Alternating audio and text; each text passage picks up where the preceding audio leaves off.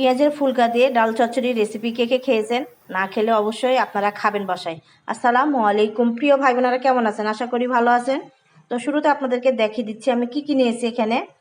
তো এখানে ডাল নিয়েছি, মুসুরের ডাল, পেঁয়াজ, অল্প পরিমাণ পেঁয়াজ নিয়েছি, আর আলু দিয়েছি কুচি করে কেটে, রসুন থাতা করা দিয়েছি, কাঁচা মরিচ দিয়েছি কেটে, আর সরষের তেল দিয়ে এখন আমি মেখে নিব।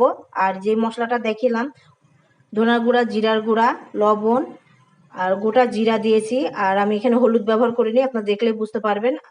সব মশলা দিয়ে আমি মেখে নিয়েছি। মেখে এখানে আমি গরম পানি দিয়ে দিচ্ছি। হাতে মেখে আপনারা খাবেন এভাবে, আশা করি আপনাদের ভালো লাগবে। আপনাদের জন্য শেয়ার করেছি এই ডাল চচ্চড়িটা। তো ডাল চচ্চড়ি অনেকে অনেকভাবে খেয়েছেন, তো আপনারা পেঁয়াজের ফুলকা দিয়ে কে খেয়েছেন? অবশ্যই খাননি মনে হয়, তো আপনারা অবশ্যই খাবেন। তো গরম পানিটা দিয়েছি এই কারণে যে তাড়াতাড়ি বলক আসবে, এই জন্য। তো বলকটা চলে এসছে। আর হলুদটা দিইনি, হলুদটা দেখতেই পাবেন, আমি দিয়ে দিব। আর ভালো লাগলে লাইক, কমেন্ট, শেয়ার করে পেজটাকে ফলো দিয়ে আপনারা দেখবেন, অন্যদেরকে দেখার সুযোগ করে দিতে হবে। আর যে কোনো রান্না, আপনারা যে কোনো ভিডিও যারই দেখেন, আমার দেখেন, অন্যের দেখেন, শুরু থেকে শেষ পর্যন্ত দেখতে হবে। তো হলুদটা দিয়ে দিলাম, আর অল্প পরিমাণ চিনি দিয়েছি, দেখতে পেরেছেন কিনা। তো হলুদটা এখন দিলাম কি কারণে? ডালটা সিদ্ধ হবে।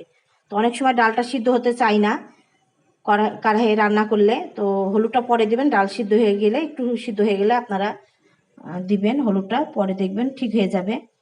তো এখানে আমি পরিমাণ চিনি দিয়েছি, আপনাদেরকে বললাম হলুদ আর চিনিটা পরে দিয়েছি। তারপর আমি আপনাদেরকে পেঁয়াজের ফুলকা, টমেটো দিয়েছি, আর ধনেপাতা দিয়ে আমি নামিয়ে নেব। অবশ্যই শুরু থেকে শেষ পর্যন্ত দেখবেন, আর বাসায় রান্না করে খাবেন। রান্নাটা আমার ডাল চচ্চড়ি রান্না কমপ্লিট। আপনারা ভালো থাকবেন, সুস্থ থাকবেন, সাবধানে থাকবেন। আল্লাহ হাফেজ।